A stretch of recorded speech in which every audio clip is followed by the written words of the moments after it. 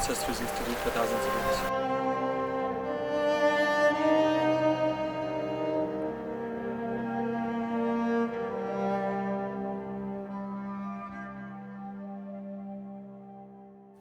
I'm Frida Houston, Unist'ot'en spokesperson, and we're on Unist'ot'en territory. My name is Mel Basil. I'm both Gitxsan and Unist'ot'en. I was born into the clan Lachkibu, which is Bear Clan. I'm also belonging to a group we call ourselves the Tl'etanglian, which just means the guardians. Clans decided they were going to build cabins on all the routes for these pipelines that are proposed to cross our territories. We realized this is something we need to resist. We need to stop this, not just for ourselves, but for solidarity for all. My name is Togastai. I'm one of the hereditary chiefs of the Laksamisu clan, and I'm Unist'ot'en, and I'm married into the clan. 4 years ago, we started an action camp that we held here every year because we got wind that the pipelines were trying to come through here. So there's a list of 7 companies seeking to build pipelines to this territory, totaling in 10 pipelines. Pacific Trails Pipelines, Pembina Pipelines, Kinder Morgan Pipelines, Spectra Pipelines, Trans-Canada Pipelines, Coastal Link, Alta. Huge attention is given to the tar sands expansion around the world. It is a huge issue.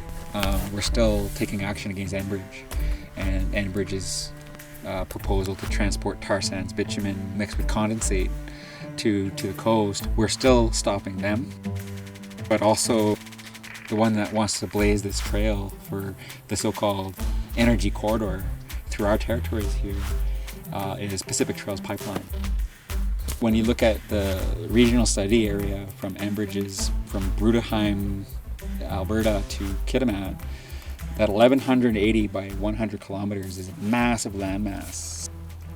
This clan is the one clan looking to truly stop all of these pipelines. There's a number of communities resisting only Enbridge, and this camp came about to resist all pipelines.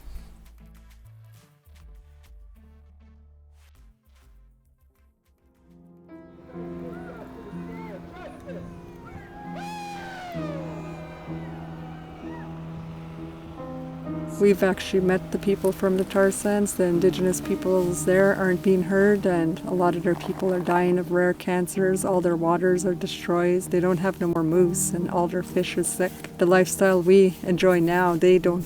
Theirs is all gone already. And that's what opened our eyes, that we don't want to be telling their story. We don't want to be telling our kids that. And it also will increase production in the tar sands. If we permit that pipelines through there, it's going to make it worse for our Indigenous neighbours in Alberta. LFG companies, because hydraulic fracturing produces so much methane, like an incredible amount of methane is emitted during this process, as well as carbon. Fracked gas contains 80% more carbon than conventional natural gas. There's nothing natural about it. So they're trying to promote it as a very green process. We are not doing the climate any justice if we just listen to their argument. These pipelines argue that, if there's a spill, it'll just dissipate into the air and it won't pollute your land or your waters. We're like, well, the extraction process is, and it also grabs an immense amount of water for that hydraulic fracturing. It's poisoning aquifers, it's poisoning water wells. You can't unpoison the water well. You can't remove the poisons from an underground tailings pond. That's our best ammunition, is to start just going out and occupying our lands, because we've never ceded or surrendered it to anybody. It doesn't belong to the federal government, doesn't belong to the Queen, and does not belong to the provincial government. And they can issue out permits like it's theirs, but it's not. The right-of-way that we're sitting on here runs right through the middle of the cabin. The cabin is a global position satellite center point for the proposed Enbridge pipeline as well as the proposed Pacific Trails pipeline. Since February of this year, they've moved the pipelines because of our occupation here, and we're in the midst of building another home on the new proposed route.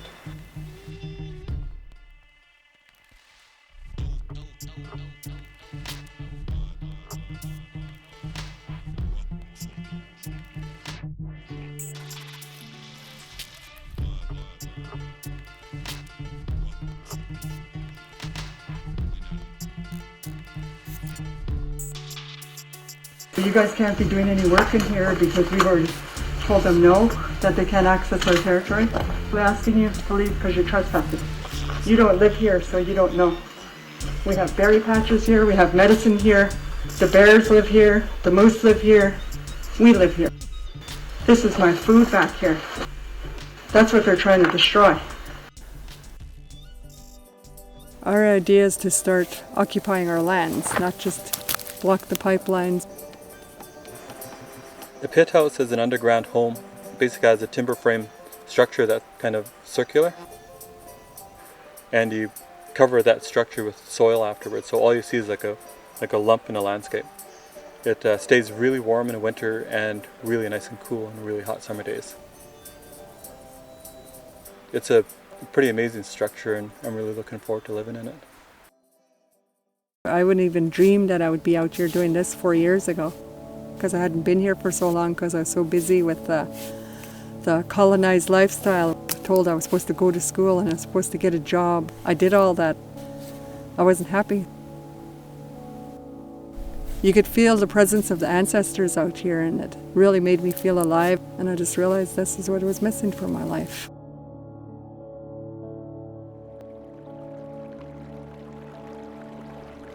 The territory that we're on here is it's the headwaters of the Maurice and the Bulkley and the Skeena rivers. The headwaters on the southern part of the tributary ends up here in the Maurice drainage. And it's where all the salmon are born that the Unist'ot'en depend on, as well as many of the neighbors that go downstream.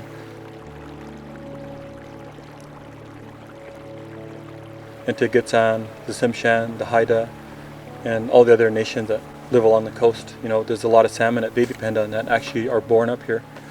The nursery for the salmon is alive and thriving. It's a beautiful, incredibly powerful and beautiful area.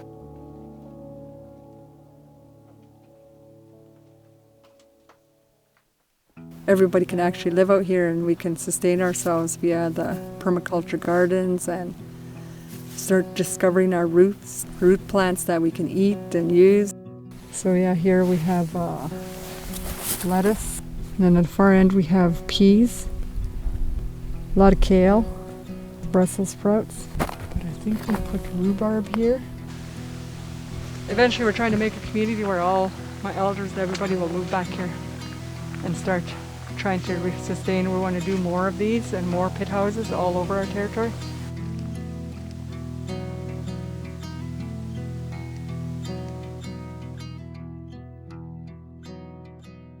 What we're doing here is viewed as a legal struggle, as a legal stance. We took the struggle right to the Supreme Court of Canada and won a case back in 1997. 3 out of 5 judges agreed that these lands are unceded, that they belong to our people. They put forward a recommendation that our people sit down and begin negotiating with all the parties that are at the table, which would be the federal, the provincial, and third-party interests that want to come into our territories and continue using the resources. We are dealing with a corporation. Canada is merely a corporation. This corporation has these lands that are unceded and occupied. So unceded means there's no treaty built. They weren't taken by agreement. The occupied means that it's occupied by BC and Canada. And so settlers living in our nation are still in the invasion process. These racist ideologies formed nation states. They formed international law. And international law is still being upheld by the very same colonial construct that so-called produced rights for Indigenous peoples. So we had to transcend these rights by creating a living process. We looked at traditional legends, trickster legends. We looked at how warriors were always surrounding the communities, guarding their territory. Fair enough. You guys are working for a contractor who's doing a contract for Apache. We don't want Apache in here. We let them know that a few times. You guys, before you come into the territory, have to answer some questions. That free prior informed consent protocol that you participated in was dreamt up again. That's the protocol that we started doing on our bridge. And we understand it as free, meaning that we must be free. We are not under duress as a peoples, but it also should not cost us anything. The prior in free prior informed consent means right from an idea stage, we're no longer the last to know. We're the first to know. Informed, we must get every ounce of information. We ask people who they are, where are you from, why are you here, how long do you plan to stay if we let you in, do you work for industry or government that's destroying our lands, and how will your visit benefit my people? And the sixth one is what they usually have trouble answering. How will your coming to the territory benefit the Unist'ot'en people? I really don't think there is any benefit. With a prior informed consent, these communities can promote a way of life that doesn't produce waste, doesn't promote warmongering, it doesn't promote oil and gas expansion. Do you know who's the chief of this territory? No. No, so I'm taking it that you didn't ask permission to be here. When we issue people a feather, in our tradition, it's a trespass notice. For us, it was an eagle feather. No words have to be spoken. And if they're caught coming back into the territory, their next trespass that they attempt to do, if they tried to come back in again, was death. You know, that was a sentence that was passed down. We did it to Enbridge back in 2008 as well. We issued them a feather a couple of years ago when they attempted to come in with other surveyors. So they snuck in through the back of the territory by helicopter from Terrace when we stopped them and chased them out. Because if they come back again, they're guaranteed that things will escalate very rapidly. Surveyors that were in here were attempting to do some work for PTP. If you look here, you'll see they've got a stake that actually says PTP 183 on it. And this is their surveying equipment. So we're out here to make sure that they don't come back up here again. We had an incident tonight. The incident was basically, we had an explosion which sounded like a gunshot. We immediately grabbed some firearms in case we needed to defend ourselves. We could hear something off in the distance. So I fired off a shot from my rifle, a warning shot into the air. And I began to make my way over to the bridge. There was still some flames that were burning. Whoever it was that came here attempted to see if they can find a way to scare us.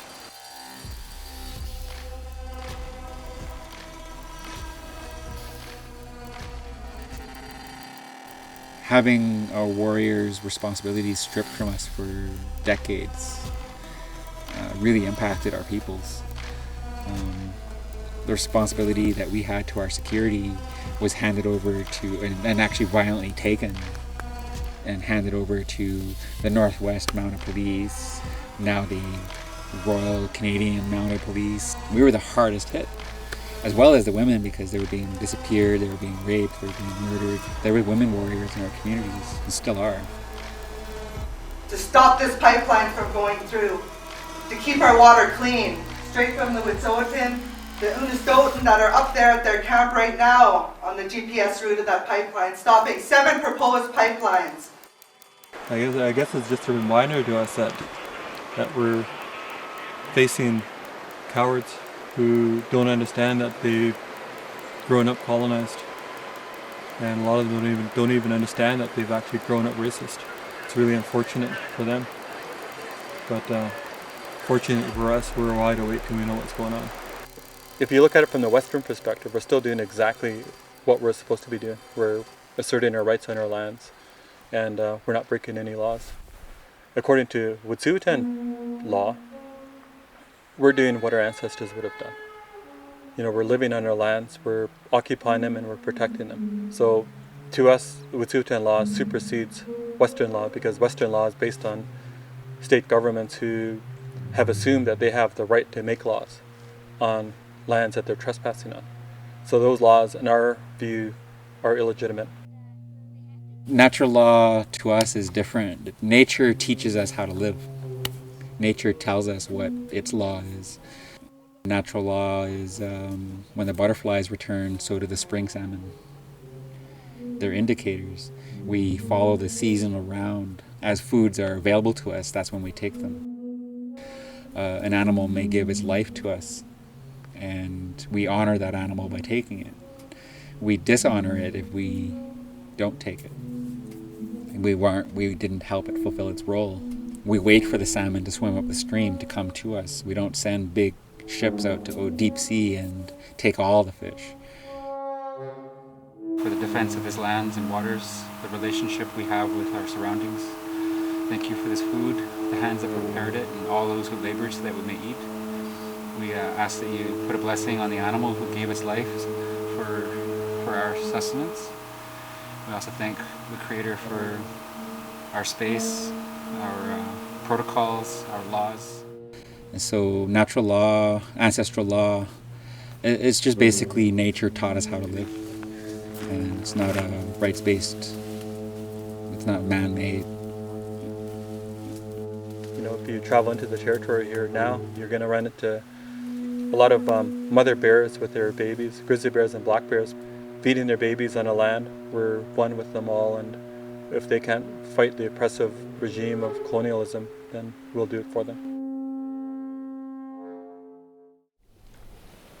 We're also in solidarity with communities that are living in island communities who are seeing a loss of shoreline and food sources and way of life. This is also very important for us stopping climate change.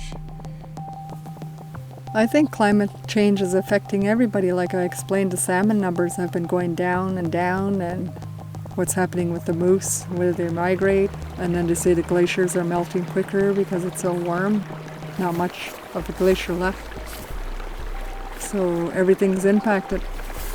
Everybody's impacted everywhere.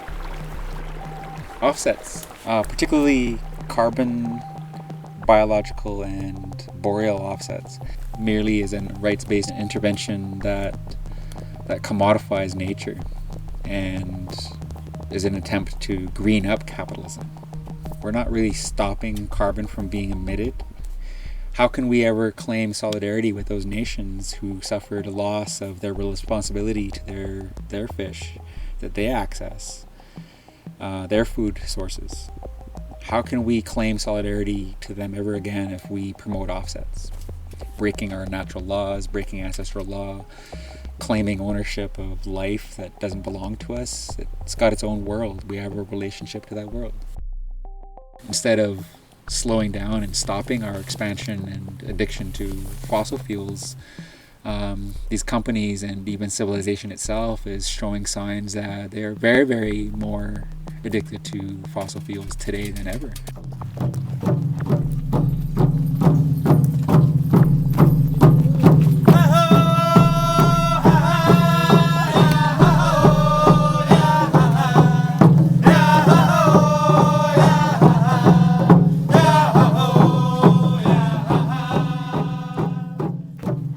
Yeah, we've got numerous supporters from all over the world that have come through the action camp, and some that have actually come and stayed on and helped us in any way they could. Solidarity has always been our mainstay with our decision making. We now aspire to power with, and that is based on solidarity and responsibilities, shared responsibilities, and gaining as much knowledge as possible on other justice movements. That's reproductive justice, that's water justice, migrant justice, environmental justice, and climate justice. There's so many justice movements out there. So what can we call it if it's all unified? Future justice? A lot of people said if it comes down to it, if they're going to try and force their way in, hundreds of people said they're going to make their way up here to help block them. A large majority of people are living below the poverty line. You know, the welfare checks can't cover anything. Our people depend on the salmon and hunting. And if those are destroyed, then our people will be destroyed. You know, you can't defend those things with non-violent direct action.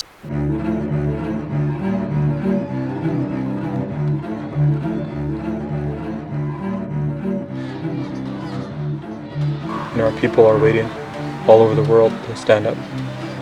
They're waiting for that signal to say it's time for us to stand up and begin asserting ourselves on our lands and protecting it, because if we don't, we're going to die. We want to keep the last little 10% so that the next generation of Unist'ot'en can still sustain themselves out here. Dreamers exist in all peoples. What I mean by dreamers is people with special gifts, Maybe they have vision, maybe they have actual dreams of a way of life that could be better than what they experience right now. And it's dreamers that produced culture in the first place. How can we claim that our cultures have been lost when it's dreamers that produced them to begin with? They could be re-dreamt up, like what we're doing. We're going to stop them. These are our lands. We've never given it up. And my family's a strong family, and we don't back down. Nobody else can make that decision but my people. Yeah, they're not coming through. End of story.